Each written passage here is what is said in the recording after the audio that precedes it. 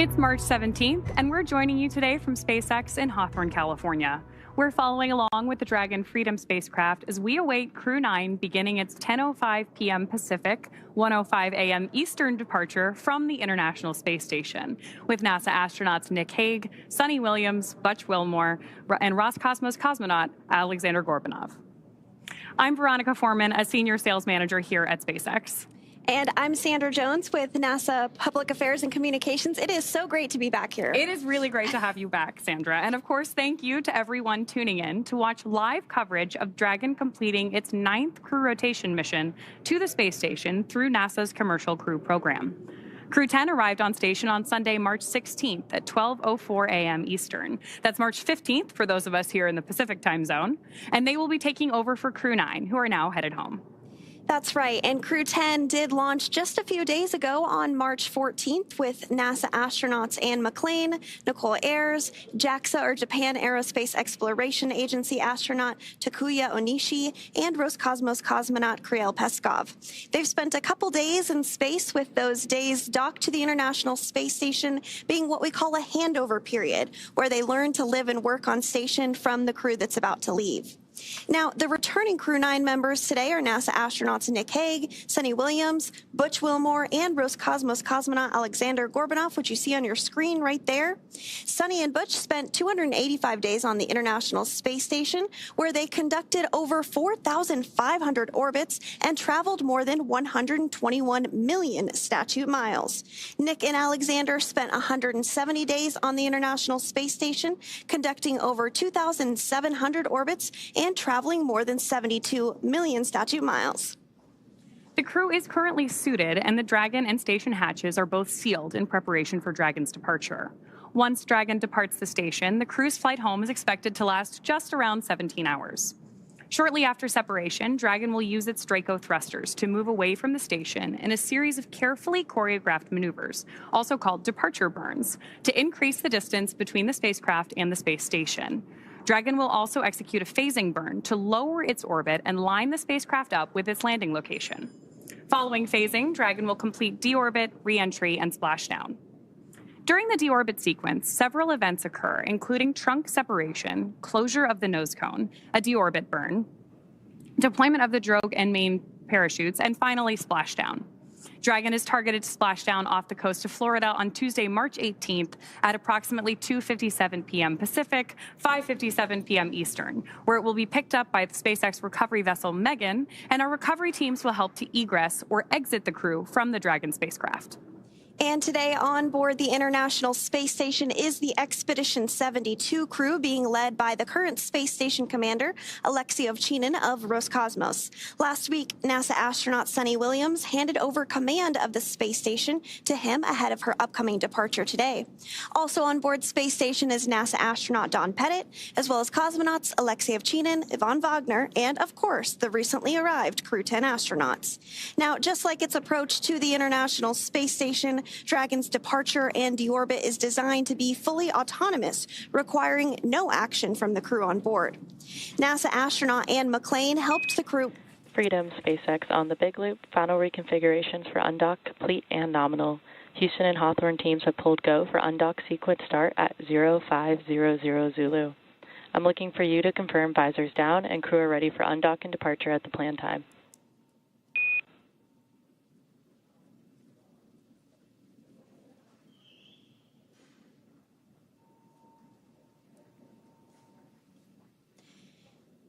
And we did just hear confirmation that the team in Mission Control and the team in Hawthorne did pull go for undocking. We might hear some continued communications. Freedom. Visors are down, and we are go for undock at the planned time. SpaceX copies. Crew are configured for undock. And so that was the voice of NASA astronaut Nick Hague, who is the commander of Dragon, giving the confirmation that they heard the go. So good news, we are continuing to progress down the timeline today for an undocking at 10:05 p.m. Pacific time here in Hawthorne. Now, Mission Control in both Houston and Hawthorne will be backing them up today as we step through undocking. And speaking of Mission Control Houston, let's go over to the voice of NASA, Rob Navius at the Johnson Johnson Space Center in Houston to talk a bit about how the station crew have been preparing to send the crew home and what we can expect from here until Dragon departs station. Rob? Well, thank you, Sandra. It's been a busy morning so far. About 2 hours ago, the 4 departing Crew-9 crew members did gather in the Harmony module right at the passageway through International Docking Adapter number 2, which connects Harmony with the Dragon Freedom. They had a final opportunity to say goodbye to one another, a final opportunity for the remaining crew members on the station, members of the Expedition 72 crew, to take photographs. As you see there, Suni Williams and Butch Wilmore were already suited up in their SpaceX entry suits. Once that was completed and the crew floated back into freedom, Nick Hague and Aleksandr Gorbunov also suited up. Now, just for the statistic freaks out there, we can tell you that Williams and Wilmore, whose mission, of course, was extended. They launched back on June 5th aboard the Boeing Starliner spacecraft. Last August, NASA decided to bring them home on the Dragon Freedom spacecraft with Crew-9. They will come home with a splashdown on Tuesday afternoon with 286 days in space, a mission encompassing 4,576 orbits of the Earth and 121.3 million miles. But just to put it into context, not the longest single space flights in U.S. history. That distinction belongs to Frank Rubio, who remained on the station for 371 days when his Soyuz spacecraft experienced a coolant leak.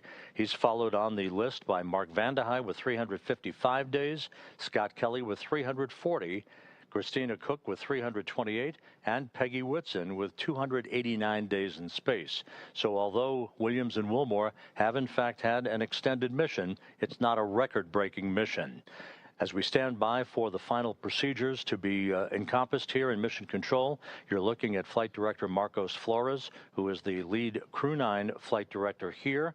To his right is spacecraft communicator Tess Caswell, who will be talking directly to the crew during the undocking phase and during the time that Dragon moves toward the approach ellipsoid, that mythical line in the sand where we complete integrated operations and turn over everything to the folks in Hawthorne to bring Crew-9 home for its splashdown in the Gulf of America on Tuesday afternoon. With that, we'll turn it back to you guys in Hawthorne and stand by for undocking. Thanks so much, Rob. Thanks so much, Rob. So as you mentioned, we are standing by for separation, which is set to take place here in a little bit more than 10 minutes. We are tracking a 10:05 p.m. Pacific time, 1:05 a.m. Eastern time departure from the space station. And as we mentioned earlier, just like during its approach to the International Space Station, Dragon's departure and deorbit is designed to be fully autonomous, requiring no action from the crew on board. Departure is typically faster and a little bit easier since the crew won't have to stop at any waypoints like we see when a spacecraft arrives to the space station. Once the undocking sequence is complete, Dragon will use its Draco thrusters to move away from the station in a series of 4 departure burns, which are carefully strategized maneuvers that increase the distance between the spacecraft and the space station. From there, a phasing burn will place Dragon on a trajectory to align it with the splashdown site. At the moment, the crew is suited up as they are during what we call dynamic phases of flight. And we did hear a call out a short time ago for the crew to go ahead and put their visors down ahead of the actual undocking itself. Before they depart the International Space Station, let's take a quick moment to get to know the crew we're bringing home tomorrow for the splashdown rather.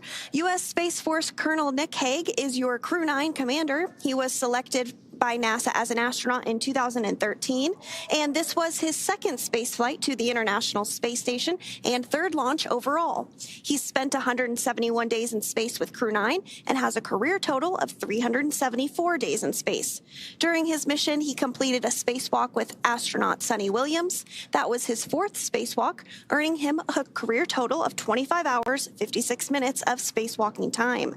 Before Crew-9, Hague previously served as a crew member of of Expedition 59 and 60 back in 2019.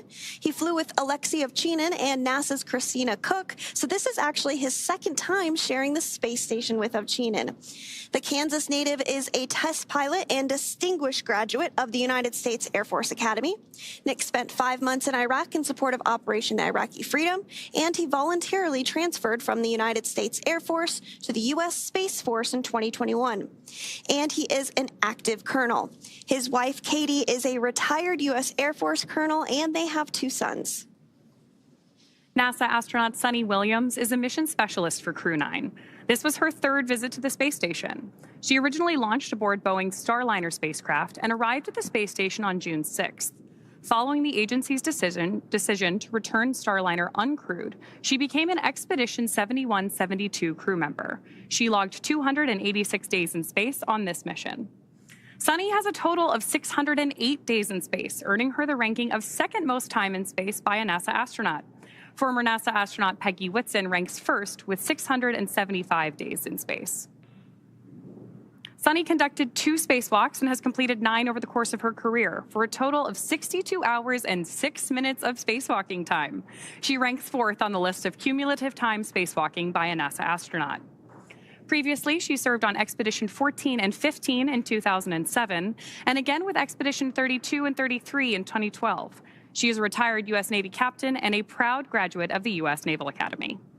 Next up is NASA astronaut Butch Wilmore, who is also serving as a mission specialist today. This is his 3rd space flight, and just like Suni, he logged 286 days in space. He conducted 1 spacewalk and has completed 5 over the course of his career, earning him a total spacewalking time of 21 hours, 2 minutes.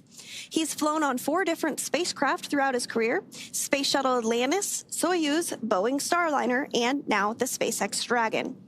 Previously, the Mount Juliet, Tennessee native served on STS-129 in 2009 and Expedition 41 and 42 from 2014 to 2015.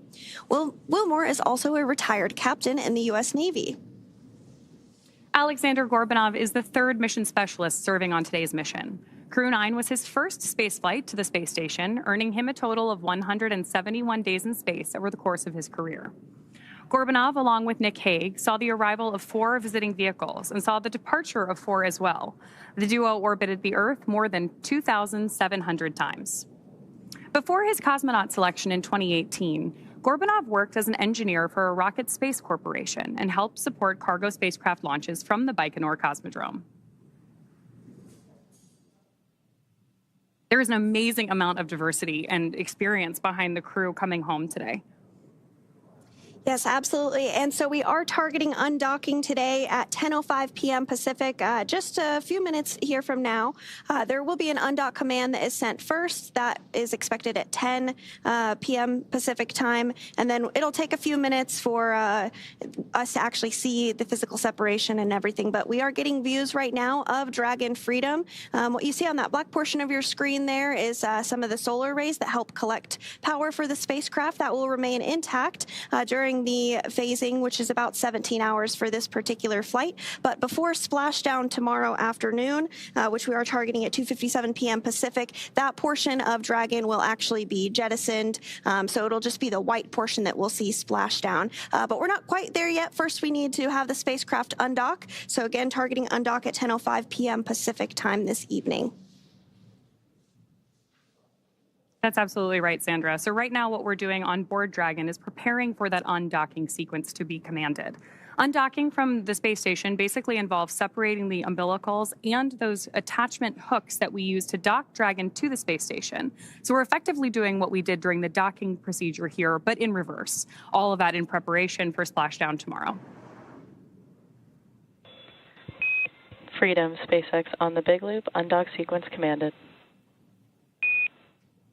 And right on schedule, we've got confirmation of that undocking sequence command. Freedom copies.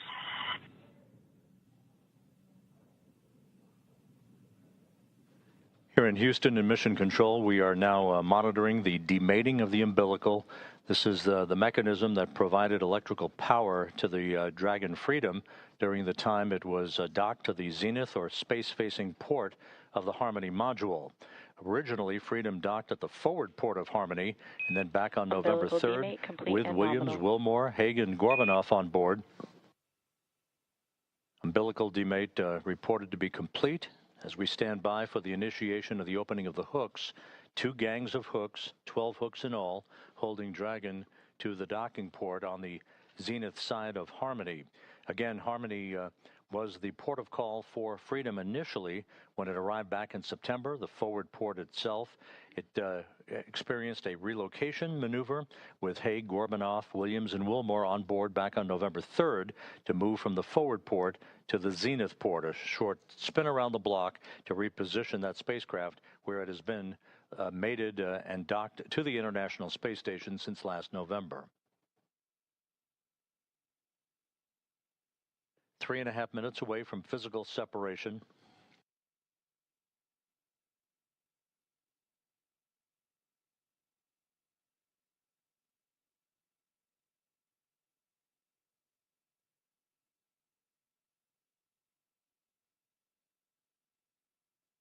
Once the physical separation occurs between Dragon and the docking port on Harmony, it will begin to move above the station at a very slow rate of about 1/10 of a meter per second. Then we'll move behind the station. A series of departure burns will then put it on a trajectory to carry it below the station and on its way to a safe distance away from the International Space Station for its deorbit burn that will occur at 4:11 p.m. Central Time, 5:11 p.m. Eastern Time on Tuesday afternoon to begin the final leg of the ride home for Williams, Wilmore, Hague, and Gorbunov.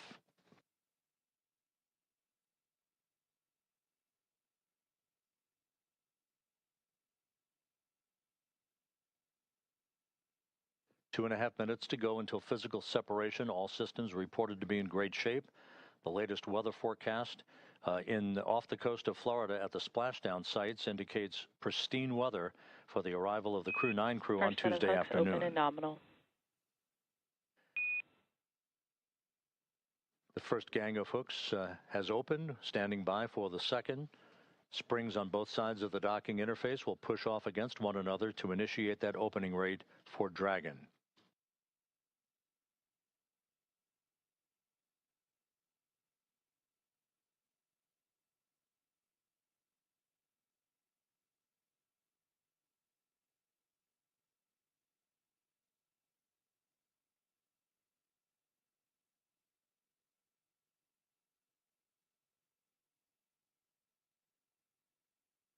"90 seconds till physical separation, heading into the home stretch for Williams and Wilmore, the beginning of the end for a 9.5-month mission in space."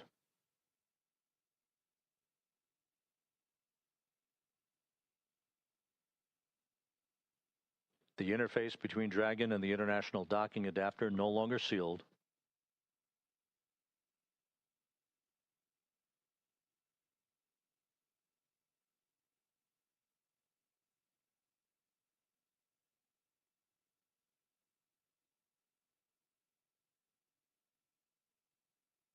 The International Space Station and Dragon flying from southwest to northeast across the Pacific Ocean at an altitude of 261 statute miles.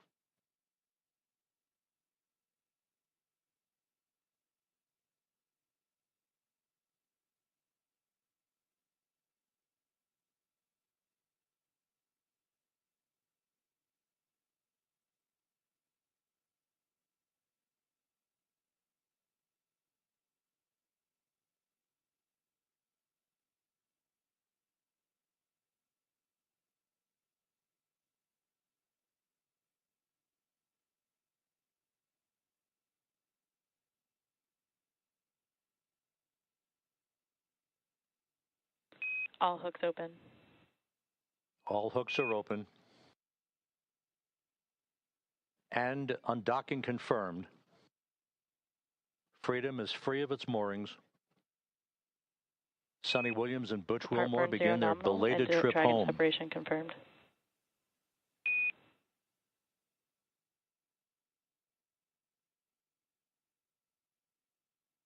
Undocking occurring right on time at 12:05 a.m. Central Time, 1:05 a.m. Eastern Time.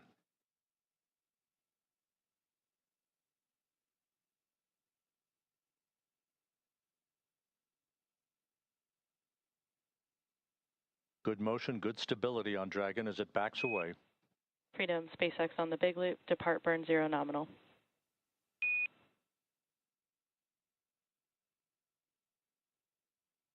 Good opening rate reported by the visiting vehicle officer.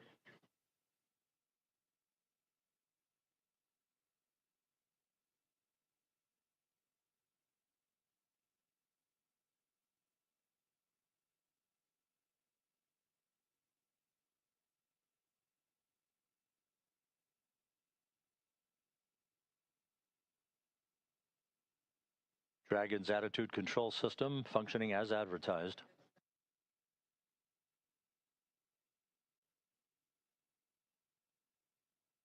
Houston Freedom on the big loop. On behalf of Crew-9, I'd like to say it was a privilege to call station home, to live and work and be a part of a mission and a team that spans the globe, working together in cooperation for the benefit of humanity. To our colleagues and dear friends who remain on the station, Alex and Vapor, Todd, Kirill, we know the station's in great hands. We're excited to see what you guys are going to accomplish, and we'll be waiting for you. Crew-9's going home.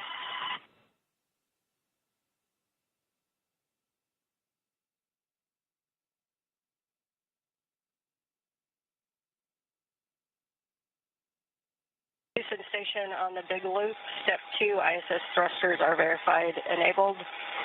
To Crew-9, safe journey home. It's been the honor of a lifetime to cross your path up here on Space Station.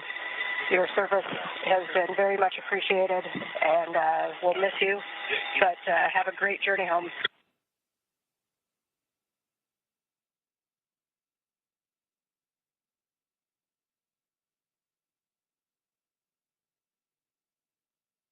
Crew-9, and this is Zach. I wish we could spend more time with you guys, but many people who love you and whom you love are waiting for you. So safe travel, Godspeed.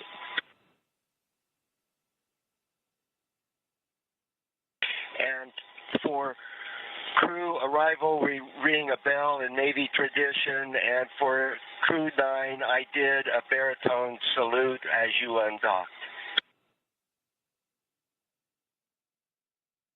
Love you guys.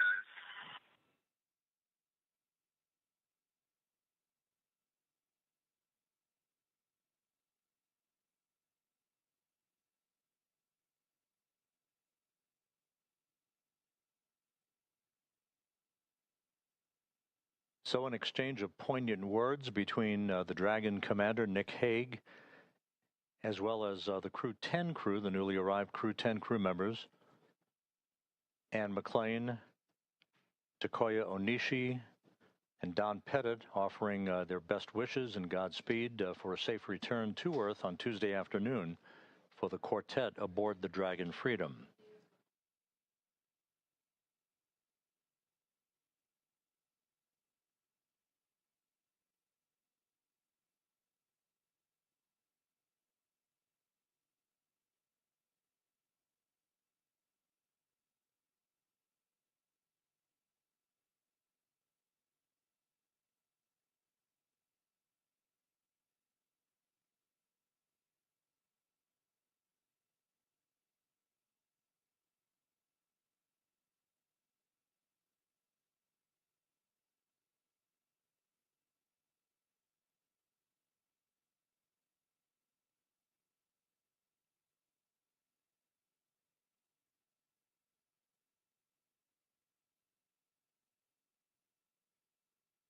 Dragon continues an opening rate away from the zenith port of the Harmony module of the International Space Station, undocking occurring just about 5 minutes ago at 12:05 a.m. Central Time, 1:05 a.m. Eastern Time.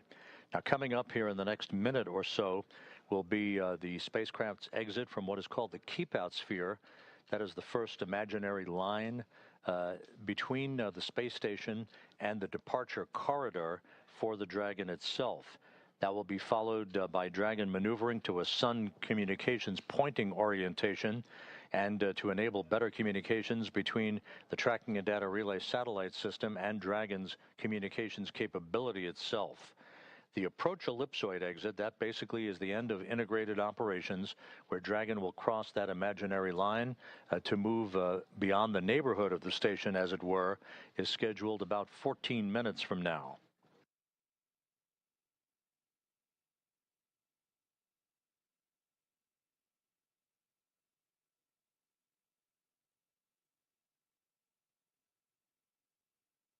The departure 1 burn now complete, all nominal. Depart burn 1 nominal.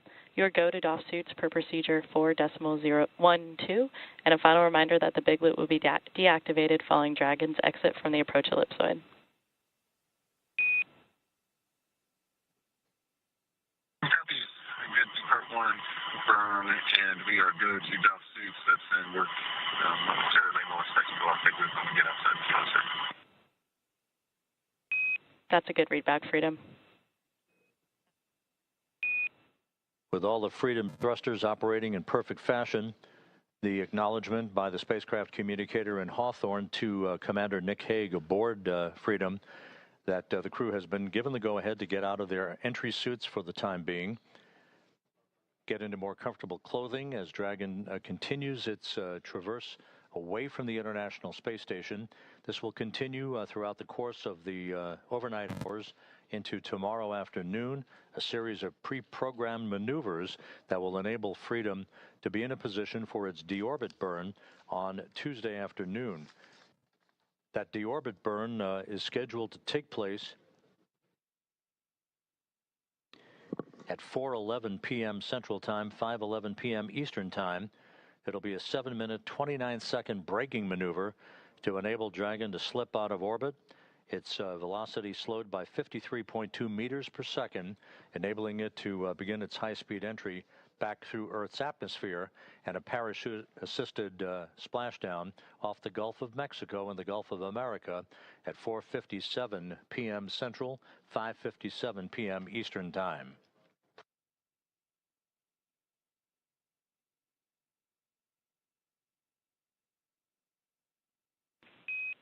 Station and Houston, on the big loop, Dragon has exited the keep out sphere.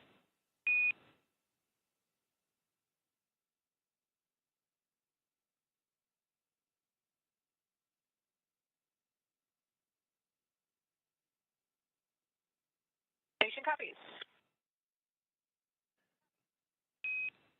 Freedom, SpaceX on the McLean, big loop. acknowledging. Dragon has exited the approach ellipsoid and is on a 24-hour safe free drift path. Configure comm for Dragon to ground in preparation for big loop deactivation.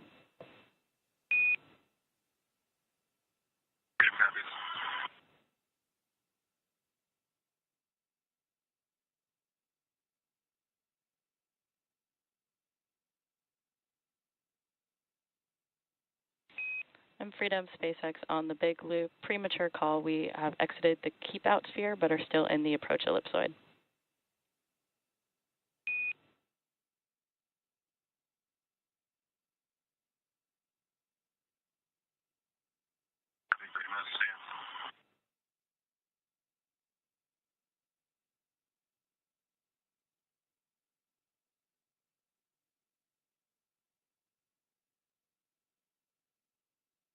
SpaceX Freedom, come check on the hidden light.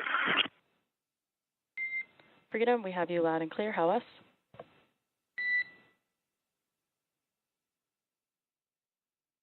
With Dragon having crossed the keep-out sphere, next major milestone will be the exiting of the approach ellipsoid to depart the neighborhood of the station. With that, we'll toss it for the moment back to Hawthorne and Veronica and Sandra. Thanks so much, Rob. As Rob just mentioned, we are now waiting for Dragon to exit the approach ellipsoid, also known as AE, which is another imaginary shape, this time a three-dimensional ellipsoid measuring 4 kilometers by 2 kilometers by 2 kilometers, in the same family as the Keep-Out sphere. It's one of several safety zones set up to govern visiting spacecraft, either arriving or departing the station. Before moving into the Keep-Out sphere or the approach ellipsoid, spacecraft have to be configured where they would not cross the imaginary boundary for a set period of time, even if the spacecraft lost all maneuvering. That's right. And that approach ellipsoid, once we get past that milestone, will be something that we call the end of integrated operations. And integrated operations means that we are talking to each other on the big loop. So we did hear those communications back and forth. The big loop is essentially not only the crew on the International Space Station, the crew in Dragon, but also both Mission Control Houston and in Hawthorne. Hence the name, the Big Loop, because they're all working together to make sure that they have common communications during some of these dynamic portions of flight. So again, we are standing by for approach ellipsoid exit at 10:24 p.m. Pacific time. And on your screen there, we are getting a view of Dragon from the International Space Station, now quite a bit smaller than when we just saw a few minutes ago, undocking at 10:05 p.m. Pacific. Also in the line of sight there, we have a small view of the Canada arm, which is a robotic arm that helps do some maneuvering and is utilized a lot during spacewalks on board the International Space Station. So to recap, the hatches between the International Space Station and Dragon were closed earlier today at 8:05 p.m. Pacific, 11:05 p.m. Eastern. Since then, the crew has settled in and is working to take off their spacesuits for their 17-hour journey back to Earth.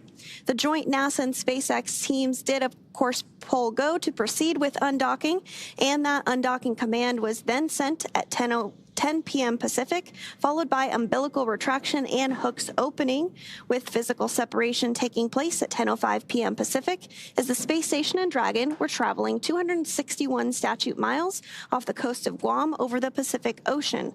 Dragon then completed 2 of 4 departure burns and has exited the Keep-Out sphere, and we are now just minutes away from Dragon crossing the approach ellipsoid to set the spacecraft and Crew-9 up for their path back to Earth. Again, Dragon is targeting to splash down off the coast of Florida in the Gulf at 2:57 p.m. Pacific, 5:57 p.m. Eastern on Tuesday, March 18th, marking the completion of a long-duration science and research mission. Great views right now on your screen of Mission Control here in Hawthorne, California.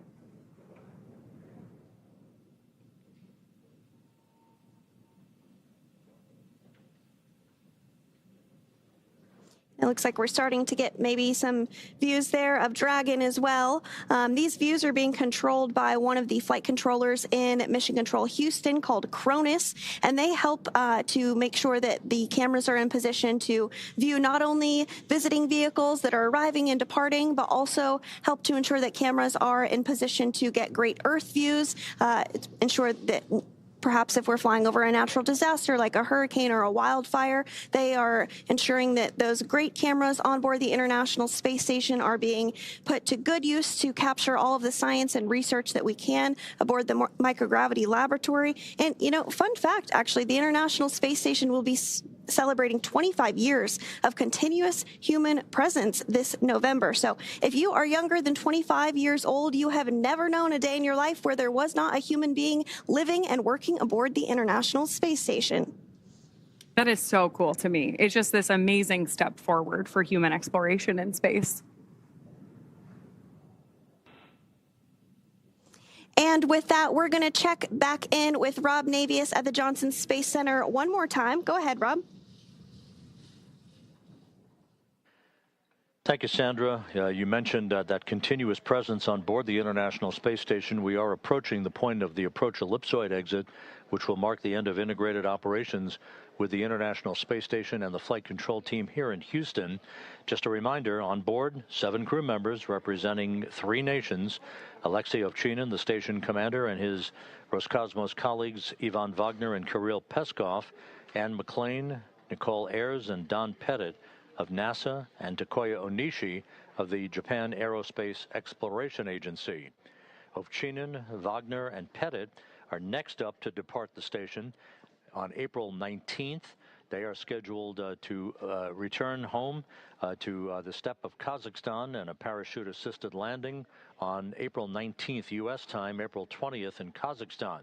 Before that happens, another NASA astronaut, Johnny Kim, along with 2 Roscosmos cosmonauts, will be launching from Baikonur on April 8th as that continuous presence of researchers on board the International Space Station continues unbroken. Sandra?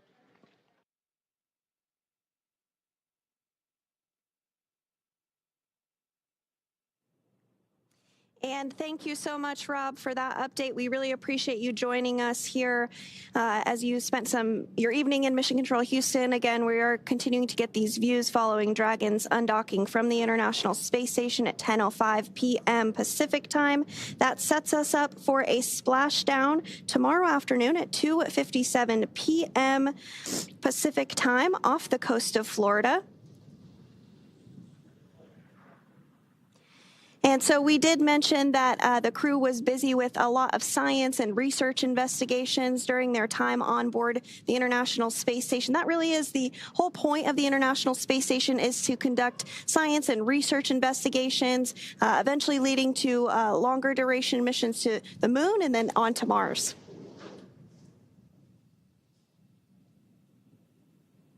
We're, of course, standing by for any further communications from Crew-9 on board Dragon Freedom at this time. But it's a great opportunity for us to comment on some of the amazing science that Crew-9 conducted while they were on board the station. In total, Crew-9 completed more than 150 experiments, conducting over 900 hours of research. Following their splashdown tomorrow, some of those time-sensitive experiments will be among the first offloaded off the capsule and then returned to various research facilities across the country so that the science can continue. And in addition to that science, they also completed a few spacewalks, one of which was to actually swab the outside of the International Space Station for microorganisms to see if anything might potentially be able to survive the harsh environment of space, which is pretty interesting. Another one was a spacewalk to remove a radio frequency group, or the RFG. NASA astronaut Suni Williams was able to successfully remove that, which was a big milestone for NASA. And as you mentioned, over 530 hours specifically dedicated to NASA science between NASA astronauts Butch, Wilmore, and Suni Williams. So that just goes to show the great use that the microgravity lab has for science and research on the ground. I still can't get over that fact that you shared that it has been almost 25 years of continuous operation on board the ISS. That's amazing. Yes, over 270 Station people. on 2 for PMA3 closeout photos. Go ahead, Ann. I just downlinked the card with all of the PMA3 and IDA and Dragon Hatch photos, as well as Crew-9 departure. Those are on SSC 17. Copy, 1-7. And just want to clarify, also on 17, I did a whole series of kind of inspection documentation photos before departure, and then a series after departure per the instructions. So 2 different folders with before and after photos. We copy.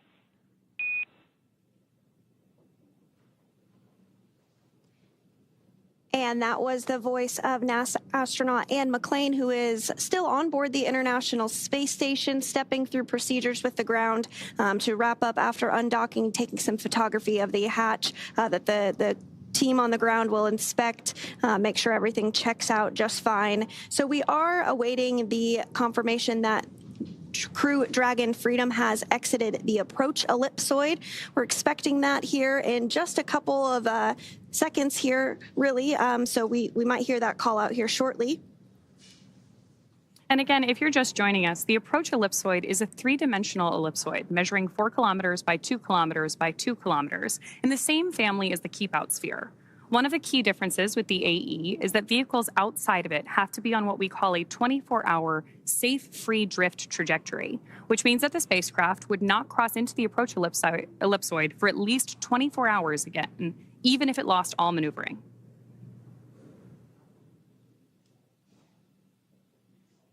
That's exactly right. So we'll continue to stand by for that. Now, you may be wondering, what will the crew be doing during their 17-hour phasing?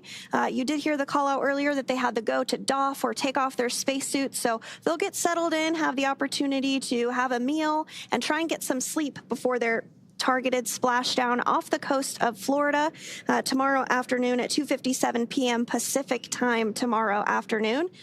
So we are looking forward to seeing them splash down off the coast of Florida tomorrow. So continuing to stand by for that approach ellipsoid exit. Should be hearing the call out any moment now. And that will really end the portion of integrated operations between the Space Station, Dragon, Hawthorne, Mission Control, and Mission Control Houston as well. Freedom, SpaceX on the Big Loop. Dragon has now exited the approach ellipsoid and is on a 24-hour safe free drift path. Please make sure that comm is configured for Dragon to ground.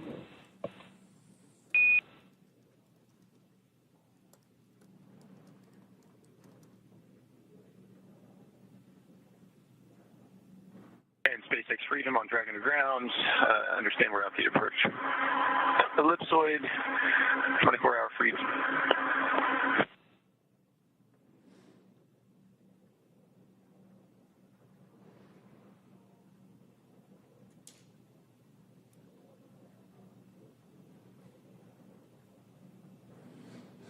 Good confirmations there, both from Mission Control and Dragon.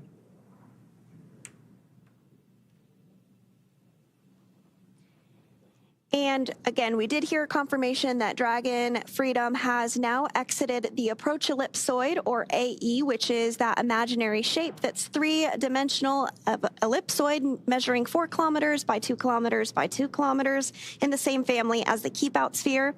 So one of the key differences with the AE is that vehicles outside of it have to be on what we call that 24-hour safe free drift trajectory. This means that the spacecraft would not cross into the approach ellipsoid for at least 24 hours, again, even if it lost all maneuvering. With that, Crew-9 has officially departed the International Space Station. As Sandra mentioned, it will take them about 17 hours until they make their way back to Earth. So the crew is currently settling, as Sandra mentioned, for a little bit of dinner, or maybe get their suits off before they take some time to rest before returning to Earth. Dragon is, of course, targeted to splash down off the coast of Florida tomorrow at 5:57 p.m. Eastern, 2:57 p.m. Pacific on March 18th, followed by the crew getting picked up at sea by a SpaceX recovery vessel. As they rest up, our teams here will continue to keep an eye on the weather to ensure a safe return for Dragon and our Crew-9 astronauts. And though our coverage here in Hawthorne today is wrapping up for now, we will turn it over to the NASA team in Houston to take us through the next phases of the Crew-9 mission. Our friends at the Johnson Space Center will provide continuous live audio-only coverage along Crew-9's journey home until we rejoin tomorrow. You can find the audio-only link by visiting nasa.gov/live and clicking the mission audio link, or by searching for NASA Mission Audio Live Feed on YouTube at go.nasa.gov/live-ISS. Meanwhile, we'll rejoin you for live visual coverage starting roughly 1 hour prior to splashdown at 1:45 p.m. Pacific. As always, you can find mission updates on X at NASA, at SpaceX, and on the web at nasa.gov. Thanks so much for watching. We'll see you and our Crew-9 astronauts soon.